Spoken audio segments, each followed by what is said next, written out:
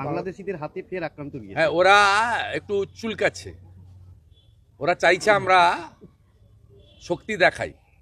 আমরা মশা মাছি পিঁপড়ার গায়ে হাত দিই না। আর ওখানকার যে মোল্লা ইউনুস আছে সুদখোর, সে আনপপুলার হয়ে গেছে। ও চাইছে ভারত অ্যাটাক করুক, তখন দেশপ্রেমের জিগির জাগিয়ে সবাইকে ইউনাইটেড করবে।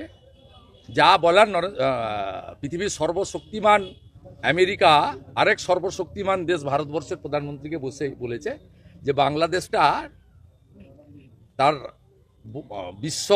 বিশ্ব রাজনীতিতে কি নীতি হবে, কি ব্যবস্থা হবে, সেটা নরেন্দ্র মোদীজি ঠিক করবেন, ভারতবর্ষের প্রধানমন্ত্রী। দাদা, প্রাথমিক নিয়োগ দুর্নীতি মামলায় সিবিআই আজকে চার্জশিট দিয়েছে, সেখানে দেখা গেছে আজকে চার্জশিট দেয়নি, সিবিআই রিপোর্ট দিয়েছে, তার সঙ্গে কিছু কাগজ অ্যানেক্স করেছে। এটা লোয়ার কোর্টেও দিয়েছে।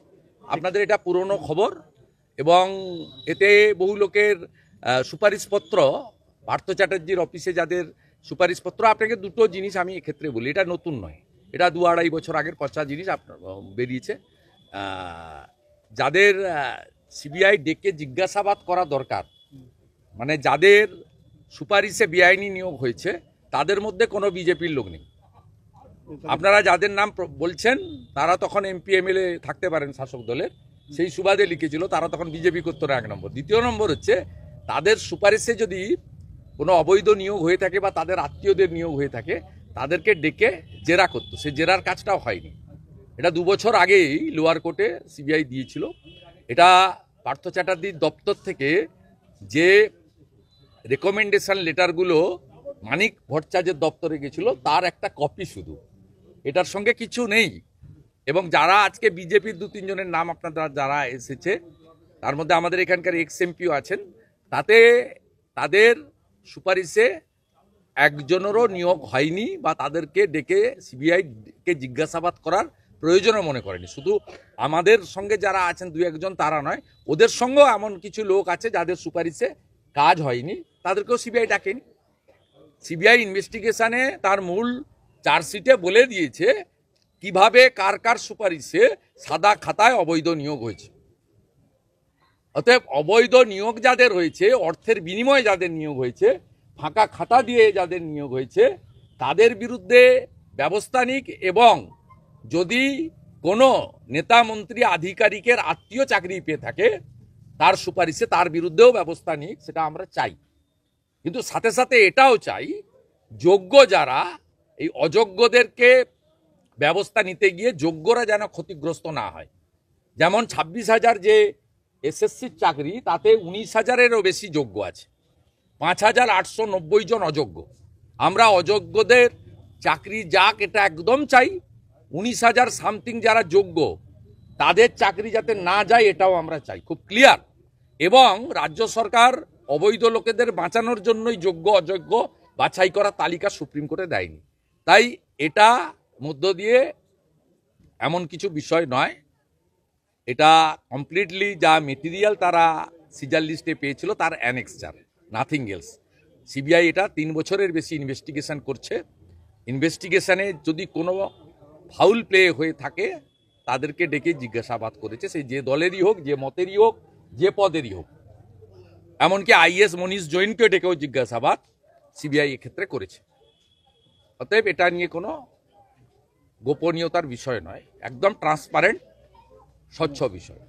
মোহন ভগবতের প্রোগ্রাম যারা সরসংঘ চালক একটি কর্মসূচি করবেন বর্ধমানে সাঁইর একটি মাঠে, সেখানে তার কর্মসূচি হবে মাত্র 2 ঘন্টার। ওই মাঠ এবং পার্শ্ববর্তী এলাকায় কোনো মাধ্যমিক পরীক্ষা সেন্টার নেই, 1 নম্বর। রবিবার দিন কর্মসূচি 2 নম্বর। তৃতীয় নম্বর হচ্ছে, পৃথিবীর সর্ববৃহৎ সামাজিক সংগঠন রাষ্ট্রীয় স্বয়ংসেবক সংঘ, তারা অত্যন্ত জনহিতে কাজ করে। তারা ছাত্রছাত্রীদের হিতের কথা মাথায় রেখে কোর্টে জানিয়েছে এবং পুলিশকে লিখিত দিয়েছে যে লিমিটেড সাউন্ড বক্স ইউজ করা হবে, মাঠের বাইরে আওয়াজ যাবে না। তারপরেও আপনি আটকান কি করে? আমি তো নিমতৌড়ি দিয়ে এলাম, এক্ষুনি জান দেখি কুলবাড়িতে সে কে হিন্দু করছে কি মুসলমান করছে আমার দেখার দরকার নেই, দেখা আসুন তো। কতগুলো চোঙ্গা টাঙিয়ে সেখানে মেলা হচ্ছে, ঠিক আছে? সেখানে কে করছে, কোন ধর্মের লোক করছে, কোন দলের লোক করছে, বড় কথা নয়।